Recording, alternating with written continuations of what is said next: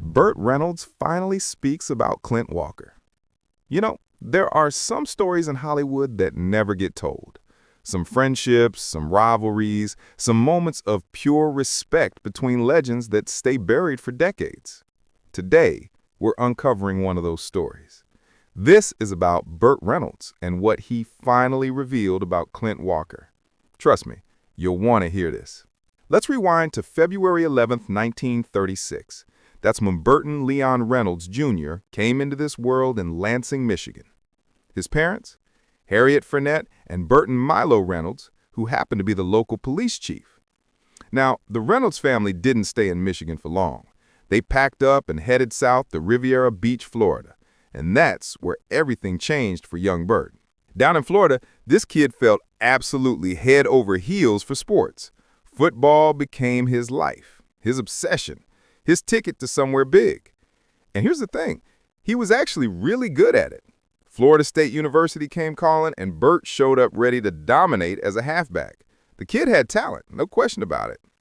But life has this way of throwing curveballs when you least expect them, right?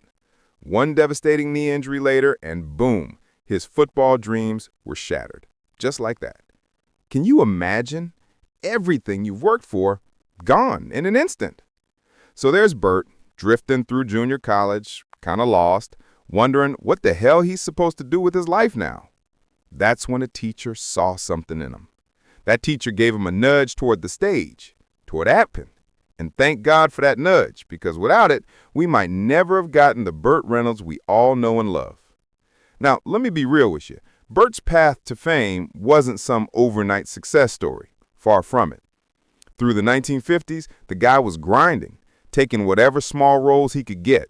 Shows like Gunsmoke, Riverboat, you name it, he was probably in an episode. He had the look, that rugged handsomeness, that voice that could melt butter. Westerns seemed like a natural fit.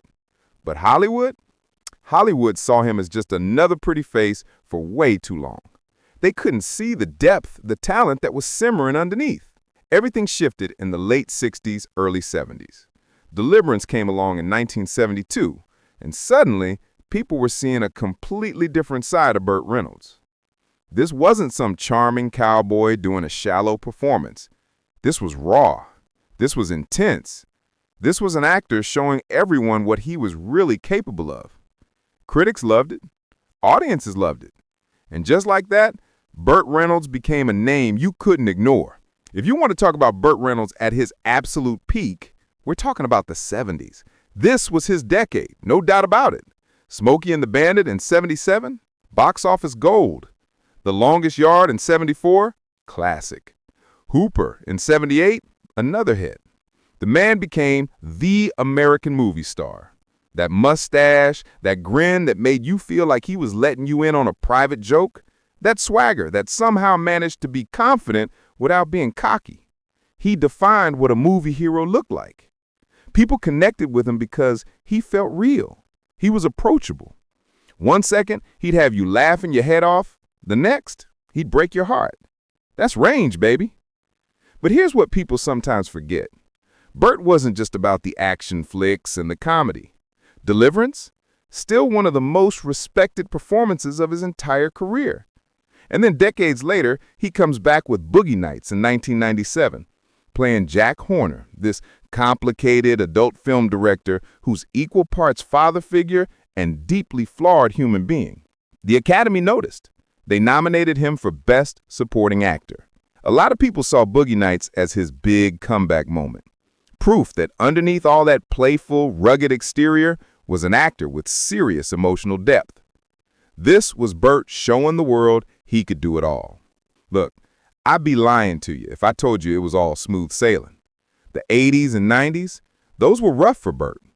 Movies flopped at the box office, health problems started piling up, and then came the bankruptcy, the kind of financial disaster that would crush most people. But not Burt. This guy had resilience built into his DNA. He kept coming back. He'd return to the screen, return to the stage, always with that humor and humility intact. Even in his later years, you'd find him mentoring young actors, appearing in independent films, reminding everyone why they fell in love with him in the first place. Now let's talk about Burt's personal life, because honestly, it was just as dramatic as anything he ever did on screen. The man was married twice, and both marriages tell you a lot about who he was during different phases of his life. His first wife was Judy Carne, this English actress who was killing it on Rowan and Martin's Laugh-In back in the 60s.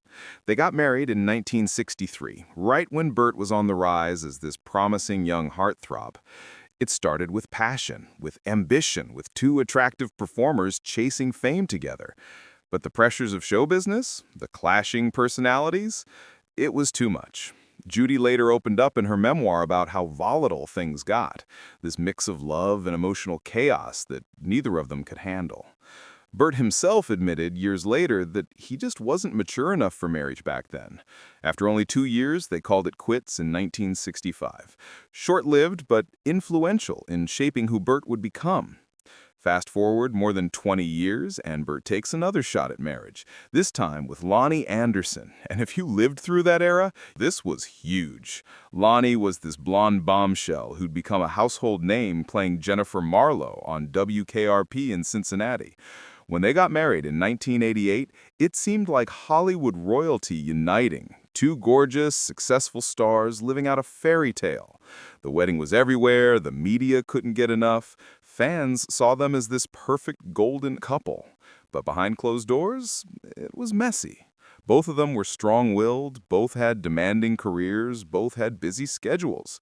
Financial problems, career stress, rumors of cheating on both sides. The cracks started showing in the early 90s. When they divorced in 1994, it got ugly. Really ugly. National headlines kind of ugly. They both said harsh things about each other publicly. Burt later called the divorce one of the most painful experiences of his life, emotionally and financially. He accused Lonnie of caring more about fame and money than love. She fired back with accusations of infidelity and abuse, which he denied. But here's the thing. They shared an adopted son, Quentin Anderson Reynolds. Despite all the bitterness, both of them loved that boy fiercely, and years later, both expressed regret about how public and nasty their split became. In his final years, Burt reflected on his relationship with Lonnie with this mix of sadness and wistfulness. He admitted he genuinely loved her and wished it could have ended differently. All right, here's where things get really interesting. For decades, fans of classic westerns and tough guy cinema noticed something. There were these two actors, Burt Reynolds and Clint Walker, who seemed cut from the same cloth. Both rugged, both charismatic, both embodying this image of the stoic, heroic American male who could handle anything. Their careers overlapped from the 50s through the 70s, but Burt, he rarely talked about Clint publicly. That silence created all kinds of rumors and speculation. What did Burt really think about Clint Walker? Were they friends? Rivals? Did they respect each other? Well, late in his life, Burt finally opened up, and what he said painted this incredible picture of two Hollywood icons shaped by grit, talent, and this unspoken mutual respect. In my early days, Burt began, Clint Walker was already a legend to guys like me. I was still trying to make a name for myself, and there was Clint, this mountain of a man with a voice that sounded like it came straight from the Rockies. I remember watching him on Cheyenne and thinking, now that's what a cowboy is supposed to look like. Think about that for a second. While Burt was hustling through guest roles and small parts, Clint had already become one of Warner Brothers' biggest TV stars. 6'6", built like an absolute tank, every studio wanted him. I'll be honest, Burt admitted, I envied him a little back then. He had what we all wanted, strength, dignity, and this quiet confidence that didn't need to shout. But as Burt kept talking, his tone changed. It got softer, more reverent. Clint wasn't just muscle and charm. He was one of the kindest men I ever met in this business. Hollywood can chew you up and spit you out, but Clint never lost his decency. He didn't play the game the way others did. He stayed true to himself, and that's something I always admired. Here's what's fascinating. Burt was known for his rebellious streak, for clashing with Hollywood executives. But he recognized something similar in Clint, a shared independence. We both had that stubborn streak. We didn't like being told what to do, but Clint had a calm about him. Where I might blow up or joke my way through a bad situation, Clint would just look you in the eye and say what needed to be said. That's power, the kind of power. When someone asked if they ever considered working together, Burt actually chuckled. There were a few times the idea came up. We joked about doing a Western together. He'd be the straight arrow hero, and I'd be the smart-mouthed deputy who gets in trouble. It would have been a riot, but the timing was never right. I was always shooting something like Smokey and the Bandit while he was off doing another adventure picture. Still, I think audiences would have loved to see us side by side. Can you imagine Burt Reynolds and Clint Walker in the same Western? That would have been absolute gold. Of course, fans love to debate. Who was tougher? Who would win in a fight? Burt addressed this with a grin. People love to compare. They'd say, who'd win in a fight, Burt Reynolds or Clint Walker? Well, I'll tell you the truth. If Clint wanted to, he could have snapped me like a twig. But he wouldn't. That wasn't who he was. He didn't need to prove anything to anyone. His presence alone said it all. That's respect right there. No ego, just honesty. Burt recalled the few times they crossed paths socially. We met a handful of times over the years, award shows, charity events, things like that. Every time I saw him, he greeted me like an old friend. No ego, no competition, just genuine warmth. You don't forget that in this business. He'd ask me how I was doing, how my folks were, and he meant it. You don't get that kind of sincerity from many people in Hollywood.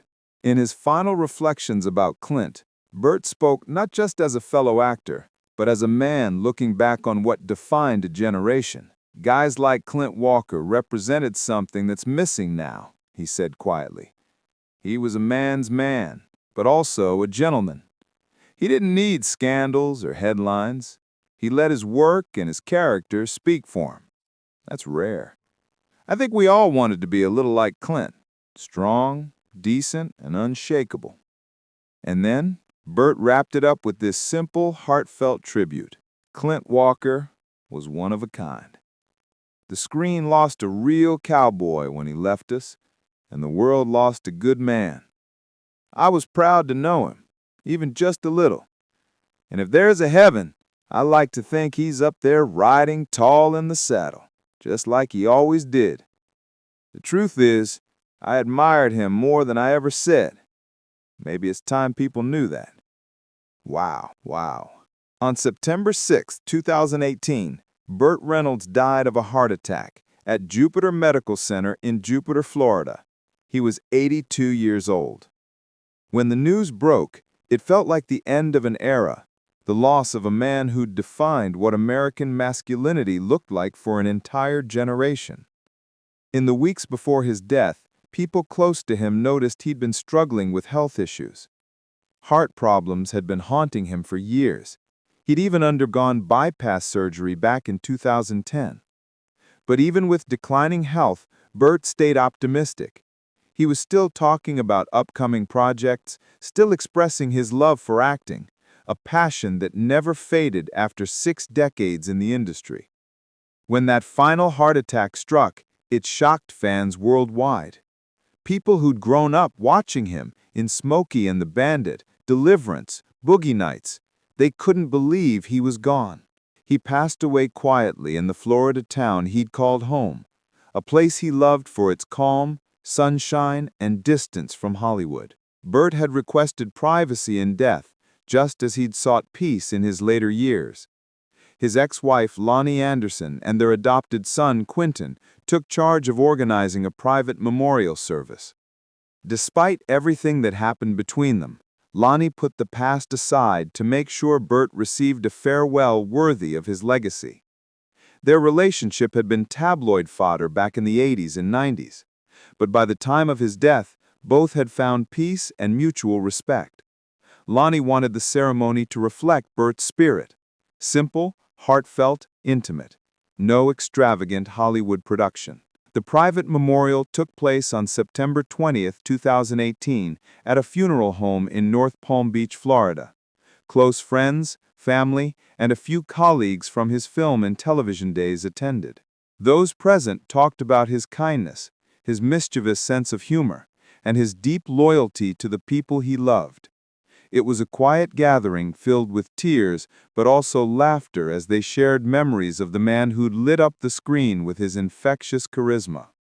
Quentin, who'd always stayed out of the public spotlight, spoke tenderly about his father. He described him as someone who, despite all the fame, remained humble, loving, and always made time for family. Lonnie was deeply emotional throughout the service, yet strong in her resolve to honor the memory of the man she'd once loved. And that's the story. That's who Burt Reynolds was. Not just an actor, not just a movie star, but a complex, flawed, incredibly talented human being who left an indelible mark on Hollywood and on everyone who knew him. His words about Clint Walker remind us that even among legends, there's room for admiration, respect, and genuine friendship.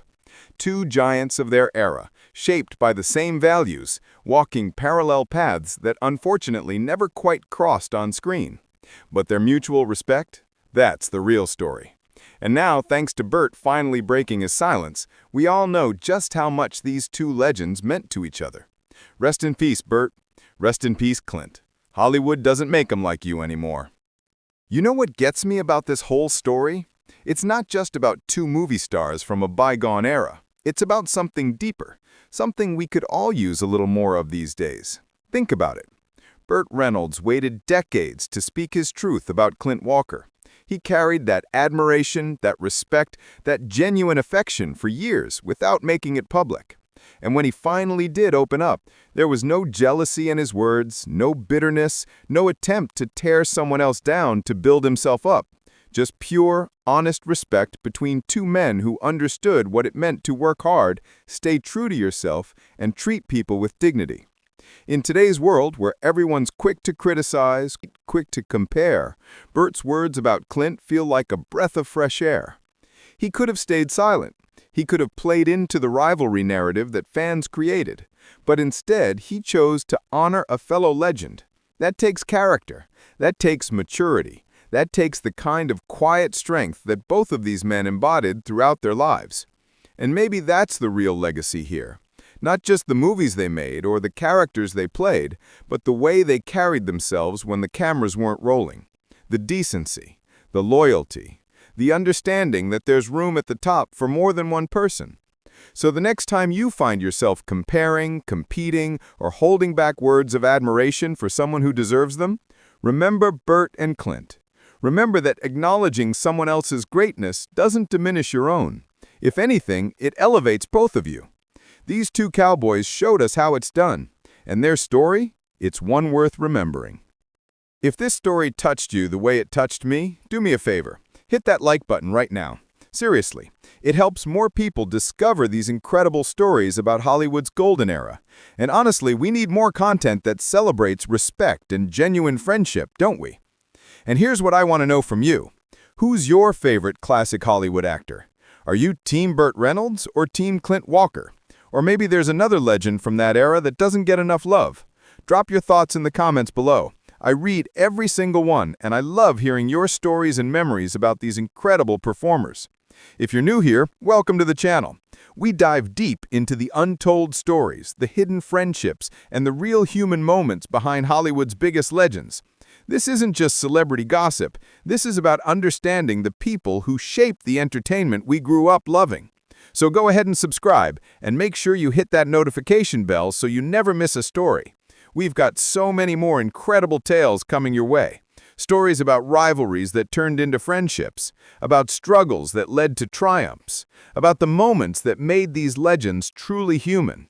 You're not going to want to miss what's coming next. Until then, remember, stay curious, stay respectful, and never forget to let the people you admire know how much they mean to you. You never know how much those words might matter. I'll catch you in the next one. Take care, everyone.